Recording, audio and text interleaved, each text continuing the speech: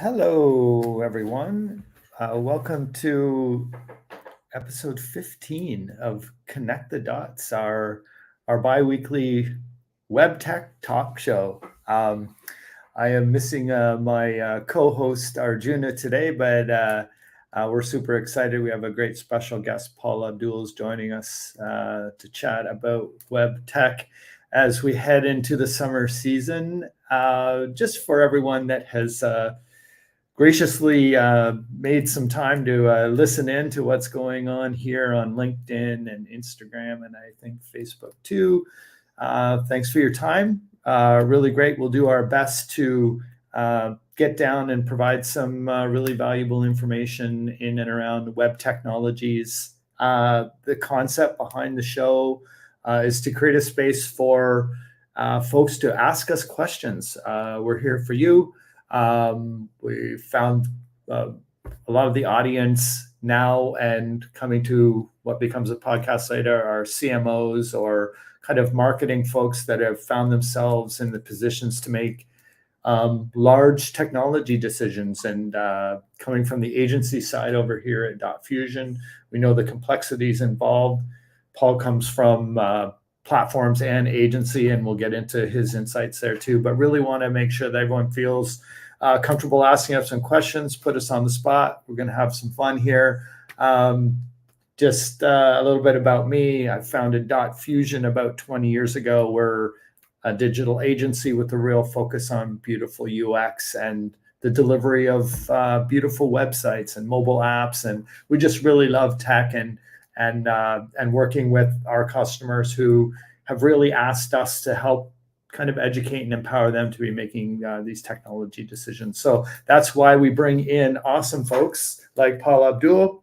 Paul, thanks for joining us today. I'll just kind of set you up quickly to introduce yourself, but you are our partner manager over at DotCMS, a great content platform. And I know you have a long history in both large software sales, partner management, and really have a great scoop on the inside track in web tech. Welcome to the show.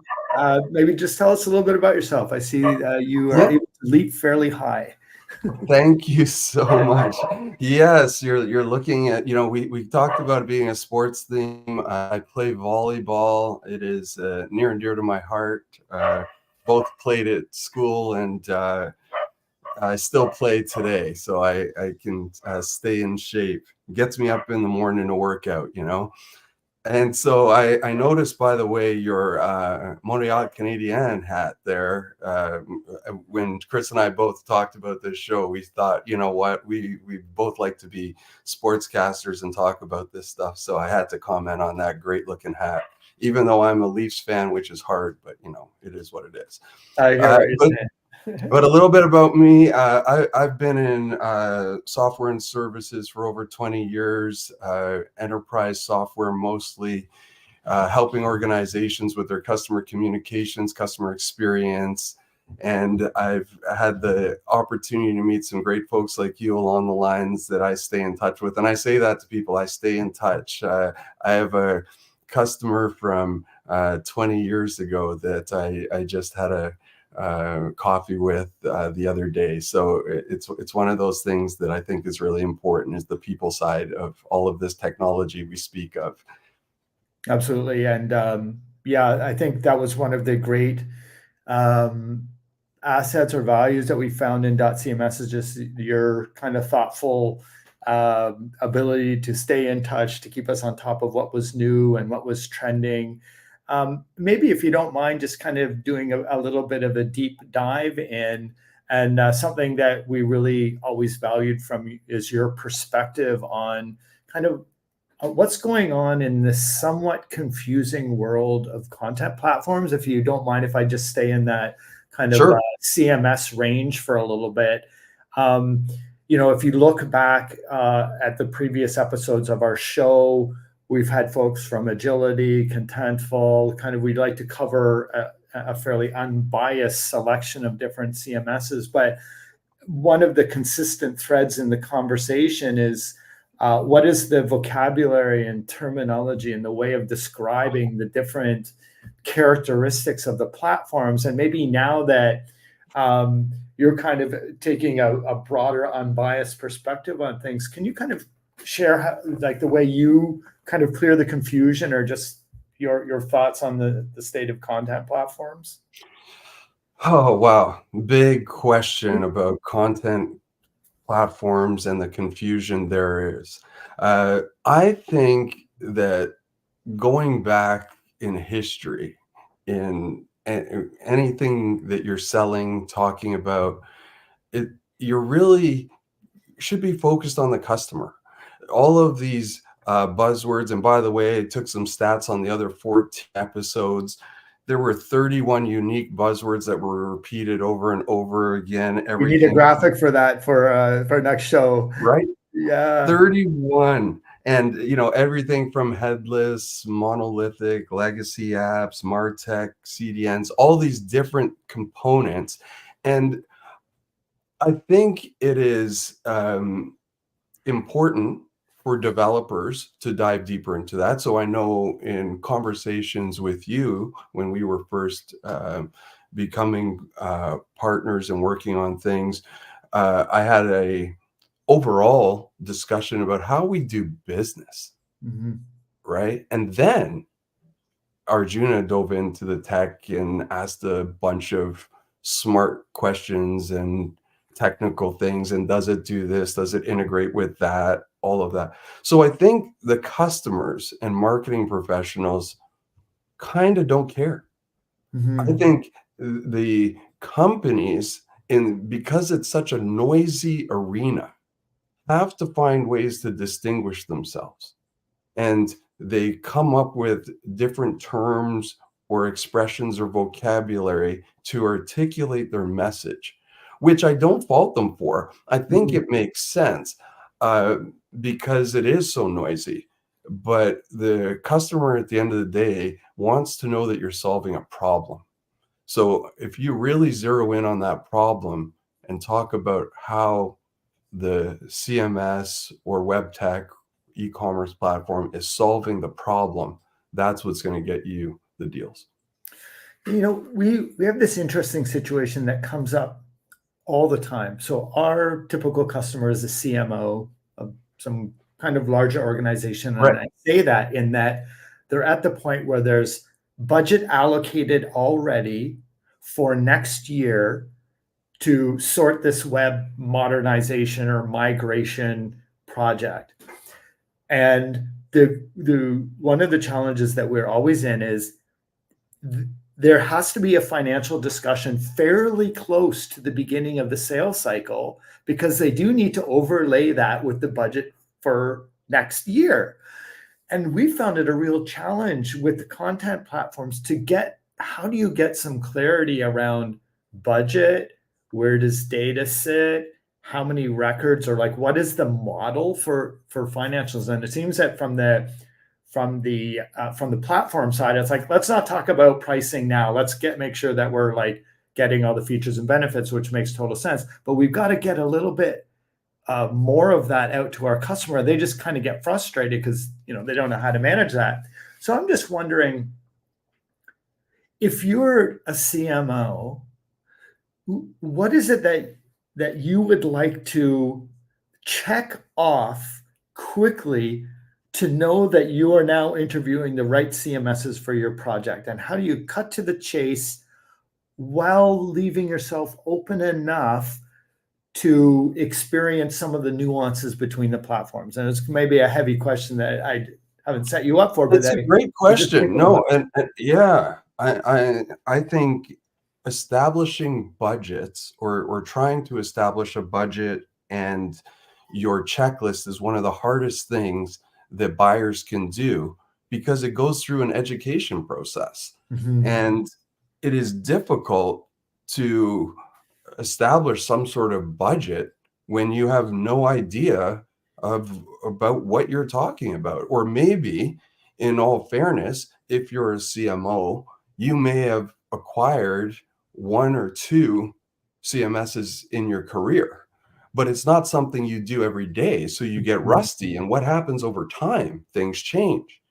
So I think that again, getting down to the problem early and understanding that is critical, and qualifying it. There's many ways to do that in software sales. There are qualifying techniques that people use. One that I'm very familiar with is called MEDIC, which looks at metrics, the economic buyer, decision criteria, decision process, identifying pain, the champion, all the things that are important to understand how they're going to make their decision.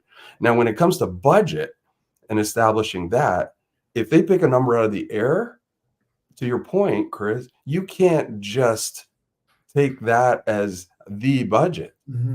You have to say, okay, if you do that, there are options. Yes, demonstrating your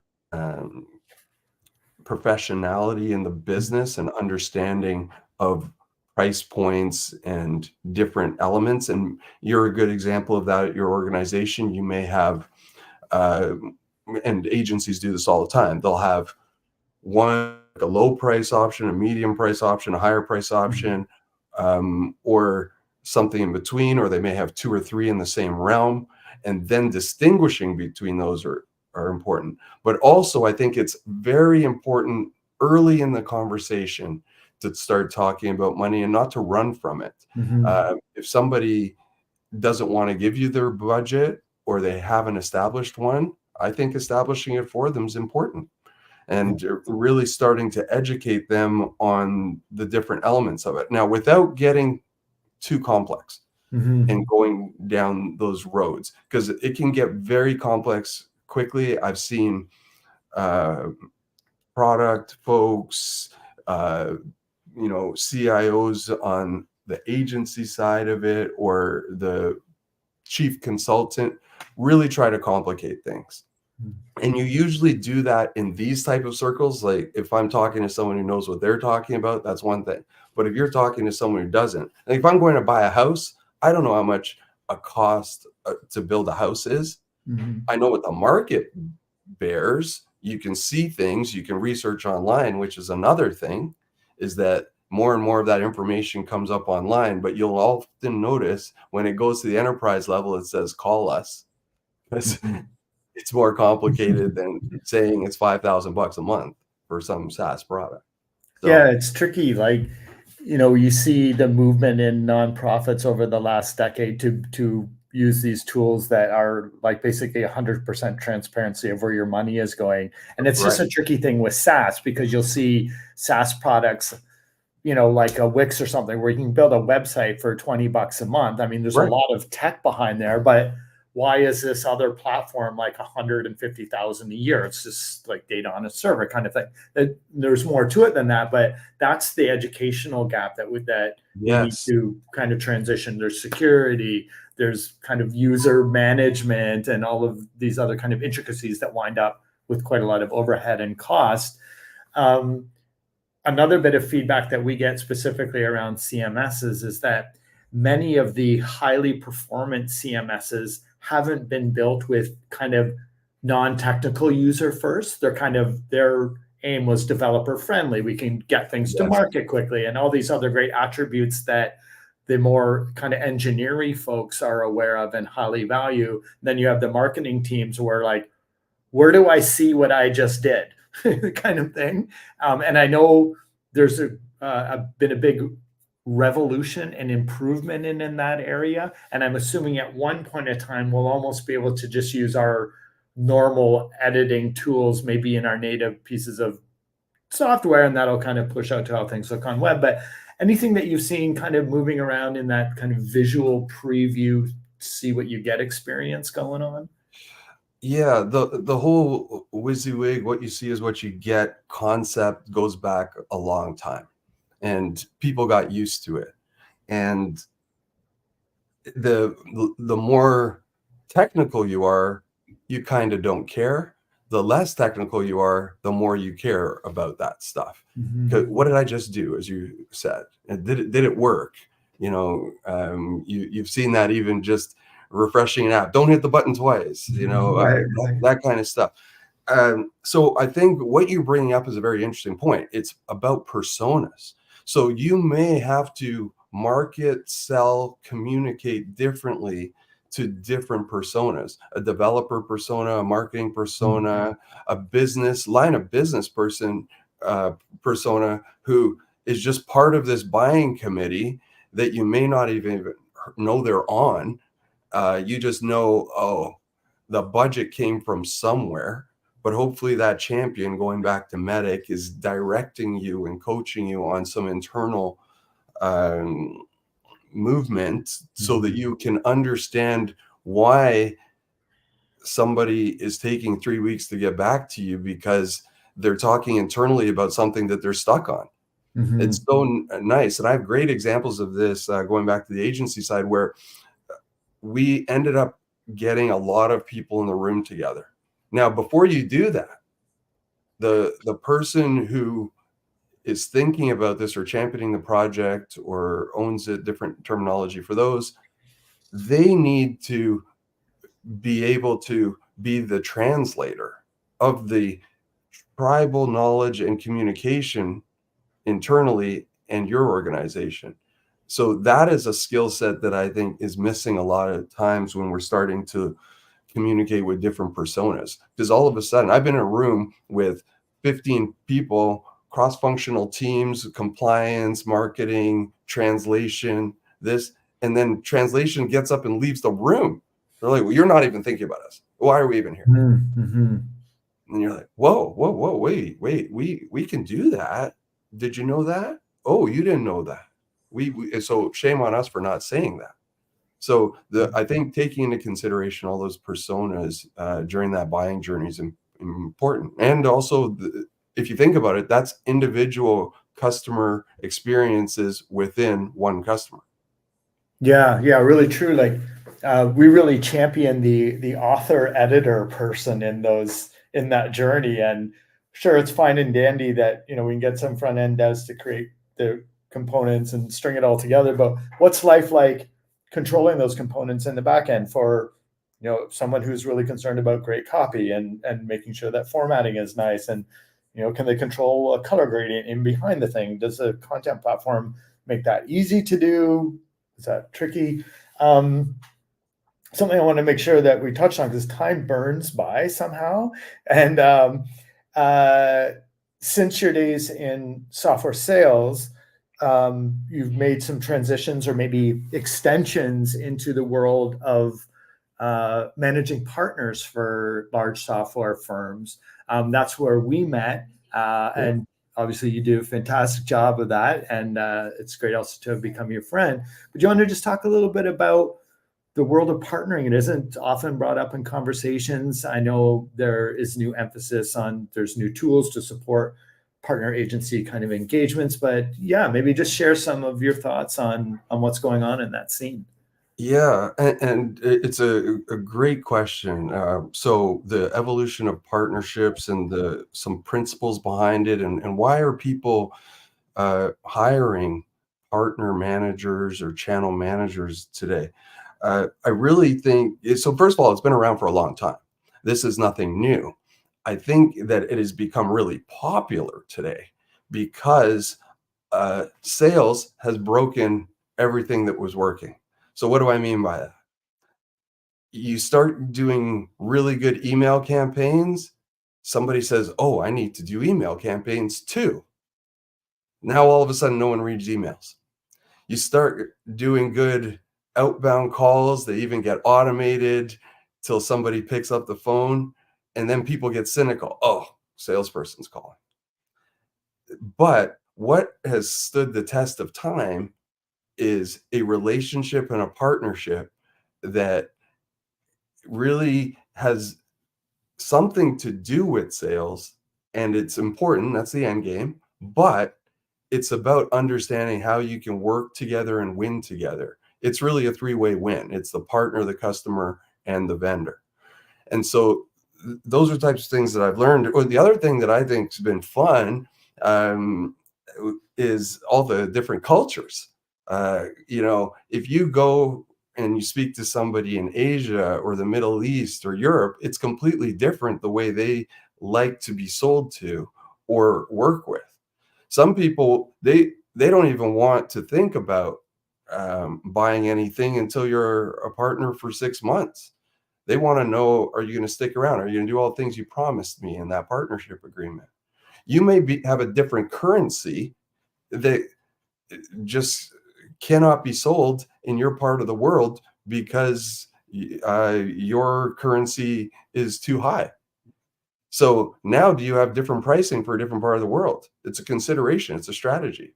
Do you go small, medium, business, SMB? Do you go mid-market, enterprise? How do you connect, right? And so those are the types of things that I've learned, that there is no single formula in the partnership thing, but I think the common thread is consistency and communication, being transparent, and showing up every day.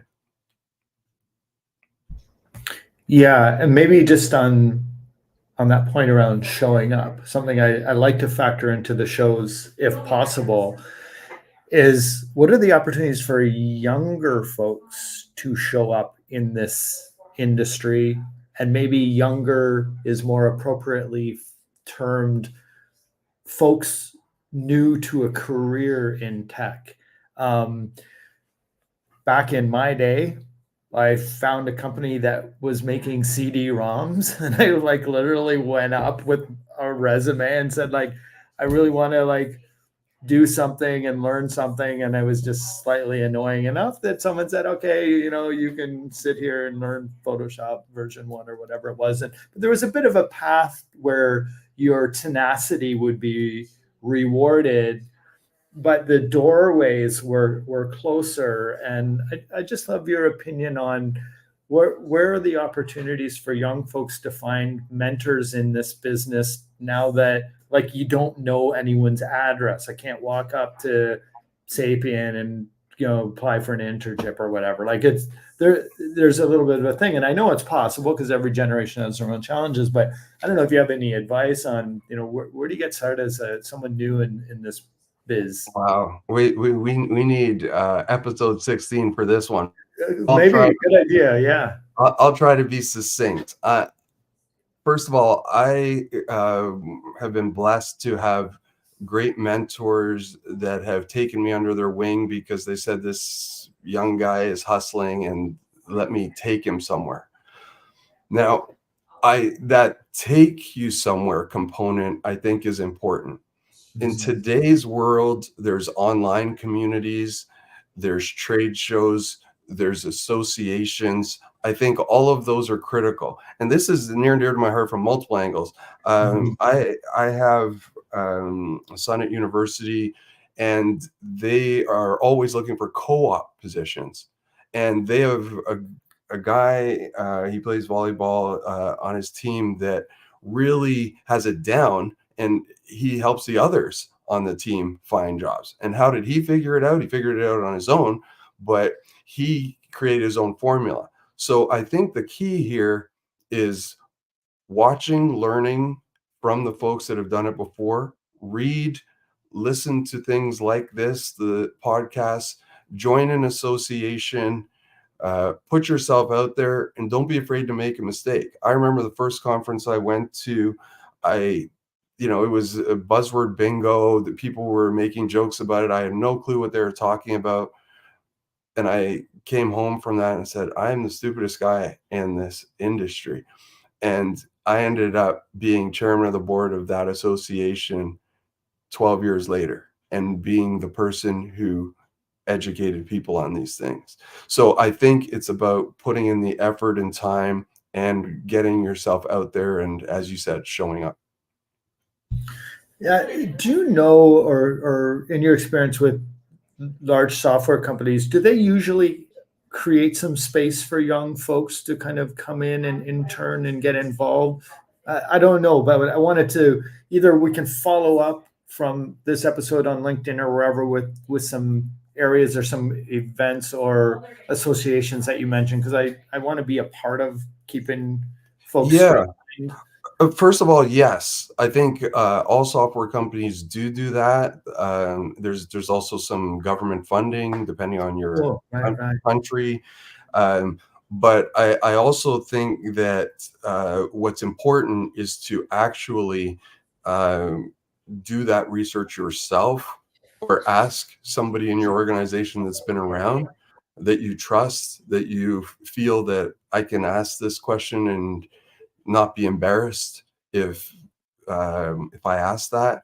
And I think that's critical. But yeah, certainly there's a few, and they don't even necessarily need to be in your industry. They can be in that particular practice. There's one for partnerships called Partnership Leaders. There's a sales organization called Pavilion that has all sorts of go-to-market components, and they also have a mentor program that's purposely built for this because they know that the next generation's coming through and they better do that.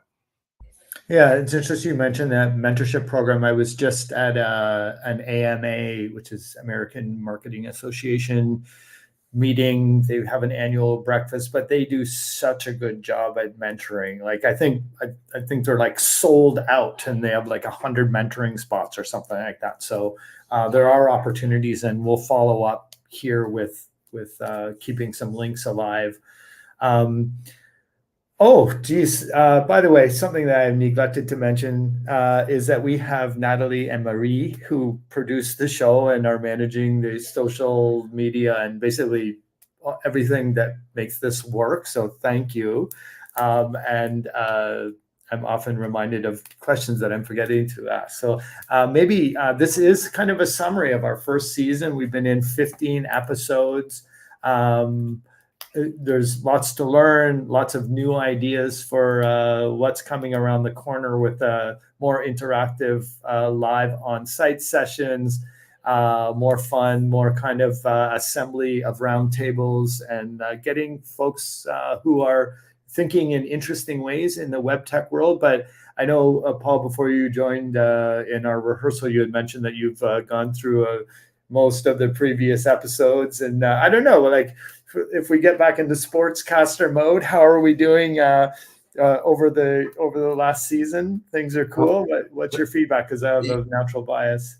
There you go. Well, I'll give you. I saw the question there being our top 3 takeaways. I can say my top 3 takeaways. First of all, this is an international event that you put on every couple of weeks. You've had 12 Canadians, 3 Americans.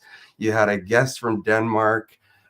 You've had 5 women, 10 men. So it's diverse, all sorts of cultures on this show, which I think is great. I'm not sure if the folks listening know Clarence Avant, but also he was known as the godfather of some of the music world. And I think that's what Chris Bryce is here in this web tech world, is bringing all these people together and telling their stories and making sure that their angles are heard. So I think that's fantastic. I think the different angles and the opportunities for people to express their opinions on where things are going. I mentioned to Chris, I'm not really a futurist. I'm more of a reporter, what happens on the street, and bring that back to the lab so adjustments can be made. But I think there was a lot of futurists on the show, and from different angles.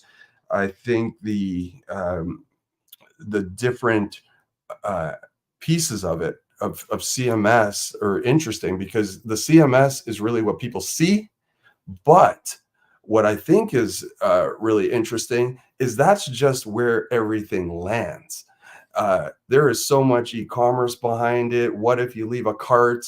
What if this you hit a 404 page? What happens? There's so many different pieces behind it. So I think all of the technology behind the CMS and some of this web tech is my takeaway.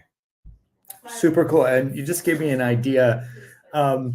This is also a growing group of experts that anyone can tap into. If any listeners, or if anyone's finding this later on YouTube or a podcast, and you want to reach out to Rasmus from Hello Retail or someone from Magnolia or Agility. Like this is the doorway to those folks who, by virtue of being open, curious, and expert, have left that space open. So that's also there for anyone listening. Maybe someone's got a large project and they're not sure which CMS to choose. Well, maybe kind of use us as an interface to go speak to someone at the senior level who isn't in sales, but this is sharing their philosophy around their approach.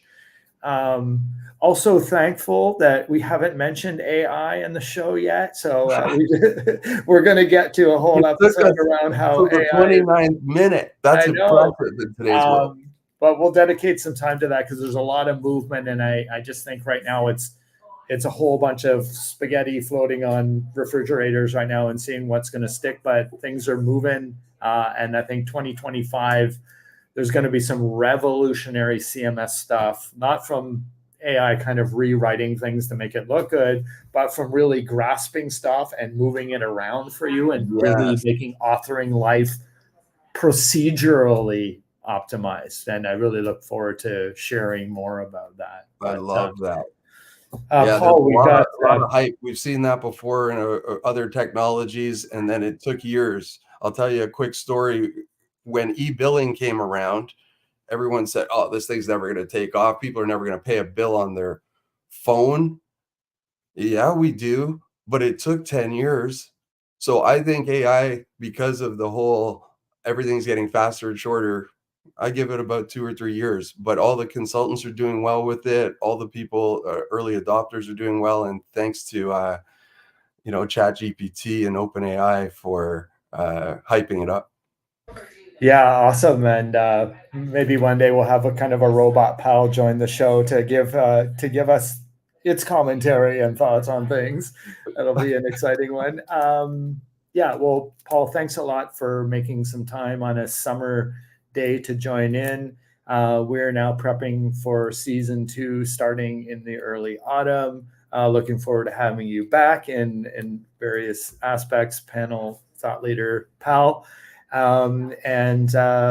Just if anyone is interested in what's going on in the CMS ecosystem, there are 2 big events coming up in Montreal in August. On August 6th, there is Universal CMS, I think, which is actually hosted by DotCMS, coming up in Montreal on the 6th, and the 7th and 8th. Immediately after the 6th, for those of you who are not good at numbers like me, it's the CMS Connect, and that's run by Boy & Co. So that's 2 days of CMS platforms, integrators, and customers all hanging out in a pretty down-to-earth environment to participate in envisioning what the future is in and around CMS. So anyone who wants to make the trip to Montreal, who is there, those are a great 3 days of everything CMS. And on that note, signing off. Thanks again to Marie and Natalie for helping us out. Paul, always appreciated. And we'll catch everyone in a month or so. Have a great summer. Sounds good. See you later. Thank you. You got it. Natalie.